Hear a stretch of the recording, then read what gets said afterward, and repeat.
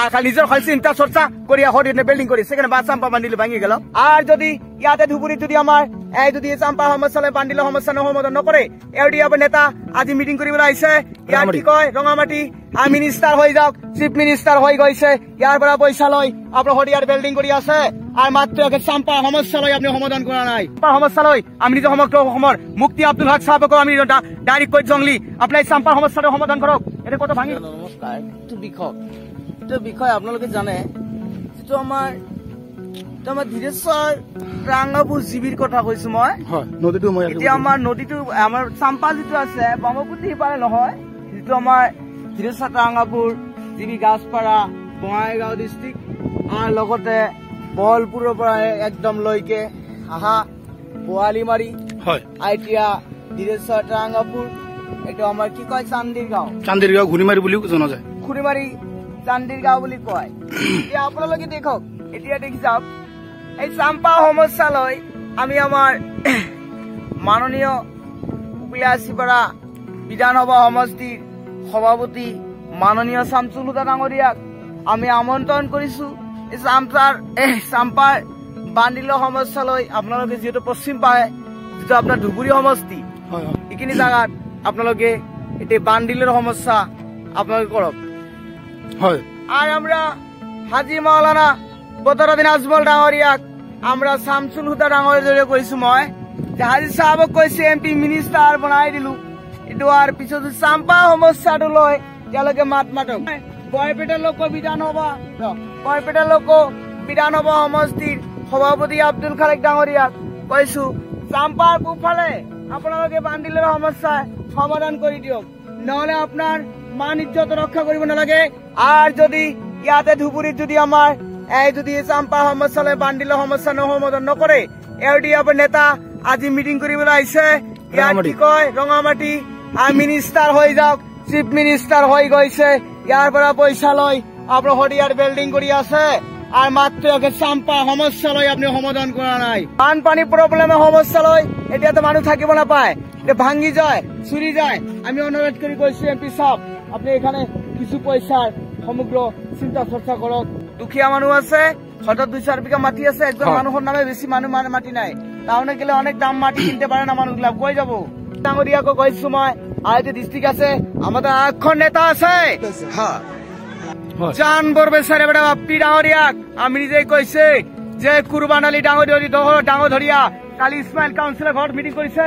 আমি চাম্পাৰ সমস্যা লৈ আমি নিজে সমগ্ৰ অসমৰ মুক্তি আব্দুল হক সাহেবকো আমি ডাইৰেক্ট কৈ জংলি আপনাৰ চাম্পাৰ সমস্যাটো সমাধান কৰক। এটা কত ভাঙি গল, মানুষ কত যাব। যদি 2-1 লাখ টাকার বস্তা বান্ডিল পাথর বান্ডিল আনি দিব পারিব না নাই, আর আপনি নিজে খালি বলে এটা করলে এটা করলো ওইটা করলো, এইটা করলো প্রদীপ সরকার এটা করলো, বণিক্য এটা করলো, শামসুল হুদা বলে মৌলানা সাহেব এটা করলো।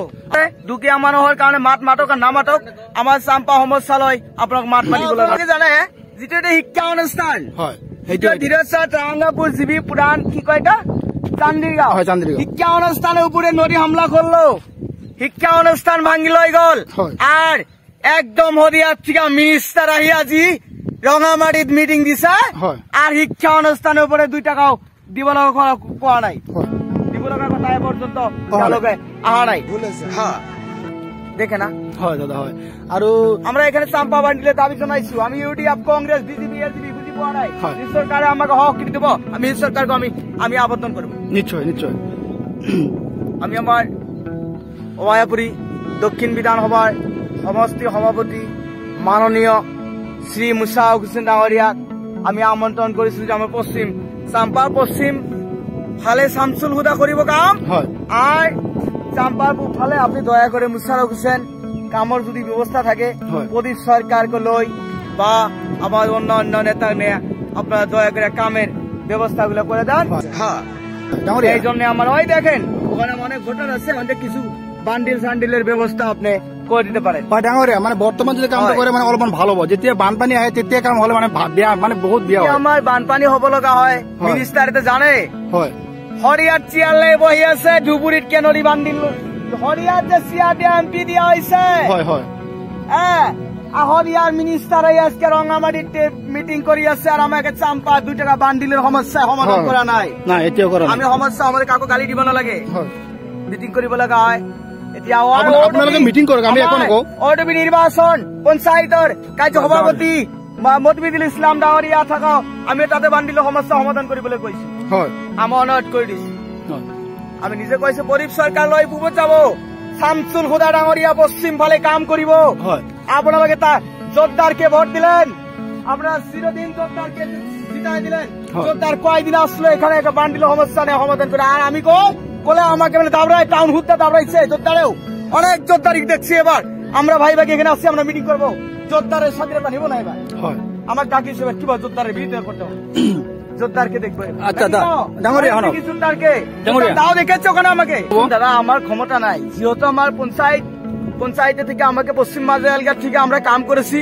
সেখানে আমার দলের ভিত্তিতে আছে আমি যেতে পারি না কুরমানের ভাই বাদে ওখানে কাম করি আমরা পশ্চিম মাঝেলঘাট ওখানে দুরিয়ার টেকনিক করে আমরা বলে কংগ্রেস করি দেখে কাম করি না দেন কাম অনেক কাম করেছি এখন পর্যন্ত বান্ডিল সমস্যা টাকা পয়সা দিচ্ছি কয় টাকা দিচ্ছে হরিয়ার থেকে আছে হুজুর আমার হেড দেখুন জানি না ধুবড়িতে আপনার বাংলাদেশি জায়গা দিচ্ছেন না কি দিচ্ছেন জানি না ধুবড়ির এমপির অত্যাচারে আমরা রাজ্যে ঘুম পাড়তে পারি না আর থানা যেতে পারি না আর মিনিস্টার গুলো ধরে আমাদের এখানে তো 3-4 বার ধরে নিয়ে গেল আমরা তো কংগ্রেস থেকে এইটা সাপোর্ট দিই আমার দরকার নাই আমার শামসুল হুদা কয়ে দিচ্ছি যদি দয়া করে এখানে বান্ডিল দেয় তাহলে ভোট দেবেন নাহলে আগামী নির্বাচন আর আগতে আপনারা সমস্ত জায়গায় অমৃত বাচ্চা সাপোর্ট দিব আমরা দেবেন আপনারা ঠিক গোলাপ তারা এমএলএ দেখেছি আমরা নিজে কইছি এখানে বান্ডিল সমস্যা সমাধান করে আমার গাড়ি আপনি পাবো নাকি 2 ঘন্টা পর আমার সাথে আইন যুদ্ধ হয়েছে